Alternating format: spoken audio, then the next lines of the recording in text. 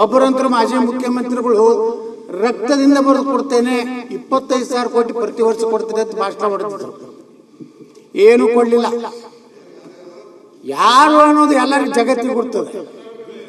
ಉತ್ತರ ಕರ್ನಾಟಕ ಕೃಷ್ಣಾ ಮೇಲ್ದಂಡೆ ಯೋಜನೆ ಭಾಳ ಚರ್ಚೆ ಆಗ್ತಾ ಇದೆ. ಆದ್ರೆ ಎಲ್ಲ ಸರ್ಕಾರಗಳು ನಮ್ಗೆ ಅನ್ಯಾಯ ಮಾಡಿವೆ. ಸಿದ್ದರಾಮಯ್ಯ ಸರ್ಕಾರನೂ ಅನ್ಯಾಯ ಮಾಡಿದೆ, ಹಿಂದೆ BJP ಸರ್ಕಾರನೂ ಅನ್ಯಾಯ ಮಾಡಿದೆ.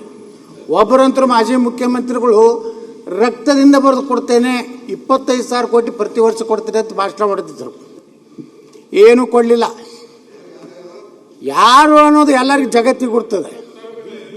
ಅದಕ್ಕೆ ಅಧ್ಯಕ್ಷರೇ, ಎಲ್ಲ ಸರ್ಕಾರಗಳಲ್ಲಿ ಕೃಷ್ಣೆಗೆ ಅನ್ಯಾಯ ಆಗಿದೆ. ವಿಶೇಷವಾಗಿ ಉತ್ತರ ಕರ್ನಾಟಕ ಏನಾದರೂ ಅಭಿವೃದ್ಧಿ ಆಗಬೇಕಾಗಿದ್ದರೆ ಸುಮಾರು 1.5 ಲಕ್ಷ ಕೋಟಿ ರೂಪಾಯಿ ಬೇಕು ಇವತ್ತಿನ ಗಾತ್ರ. ಆದರೆ ಇವತ್ತು ನಮ್ಮ ಅರವಿಂದ ಬೆಲ್ಲದವ್ರು ಹೇಳ್ದಂಗೆ 1500 ಕೋಟಿ 2,000 ಕೋಟಿ ಕೊಟ್ಟರೆ, ಹಾಗಾದರೆ ವಿನಾಯಕ ನಮ್ಮ HK ಪಾಟೀಲ್ ಭಾಷಣ ಮಾಡಿ ಹೋದ್ರು. ಅವರೇ ಪುಸ್ತಕ ಬರೆದಿದ್ರು, ಕೇಳಿ ಕೃಷ್ಣೆಗೆ ಕೂಗತ್ತೇಳಿ. ಆದರೆ ಅವರೇ ನೀರಾವರಿ ಮಂತ್ರಿ ಇದ್ರೂ ಏನೂ ಮಾಡಲಿಲ್ಲ. ನಿರಂತರವಾಗಿ ಉತ್ತರ ಕರ್ನಾಟಕದ ಕೃಷ್ಣೆ ಮೇಲೆ ಸತತವಾಗಿ ಅನ್ಯಾಯ ಆಗಿದೆ.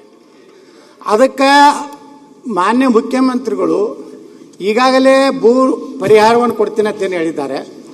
ಇದು ಒಂದೇ ಕಂತಿನಲ್ಲಿ ಈ ವರ್ಷ ಪೂರ್ತಿ ಕೊಡ್ತಿರೋ, ಮತ್ತು ಅದನ್ನು ಕಂತು ಮಾಡೋದ್ರಿಂದ ಮತ್ತೆ ಅದರ ಏನು ಬಜೆಟ್ ಗಾತ್ರ ಹೆಚ್ಚಾಗ್ತದೆ ಹೊರತು ಏನು ಅದರ ಹೊರೆ ಹೆಚ್ಚಾಗ್ತದೆ ಹೊರತು ಶಾಶ್ವತವಾದಂಥ ಪರಿಹಾರವನ್ನು ಕೃಷ್ಣೆಗೆ ಕೊಟ್ಟು ನಮ್ಮ ಪಾಲಿನ 729 TMC ನೀರನ್ನು ಉಪಯೋಗ ಮಾಡ್ಕೊಳ್ಳಿಕ್ಕೆ ಮುಖ್ಯಮಂತ್ರಿಗಳು ವಿಶೇಷವಾದ ಯಾವುದೇ ಜಗತ್ತಿನ ಯಾವುದೇ ಬ್ಯಾಂಕಿನಿಂದ ಸಾಲ ತಗೋರಿ ಅಥವಾ ಏನಾದರೂ ಮಾಡಿ ದಯವಿಟ್ಟು ಕೃಷ್ಣಾ ನೀರಾವರಿ ಯೋಜನೆಯನ್ನು ಪೂರ್ಣ ಮಾಡುವಂಥದ್ದು ಒಂದು ಮಾಡಬೇಕು ವಿನಂತಿ.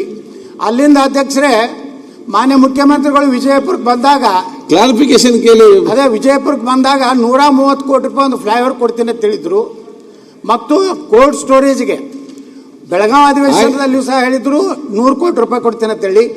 ಈ ಬಜೆಟ್ನಲ್ಲಿ 2-3 ಕೋಲ್ಡ್ ಸ್ಟೋರೇಜ್ ಕೋಟಿ ಮಿಕ್ಸ್ ಮಾಡಿ ಕೊಟ್ಟಿದ್ದಾರೆ.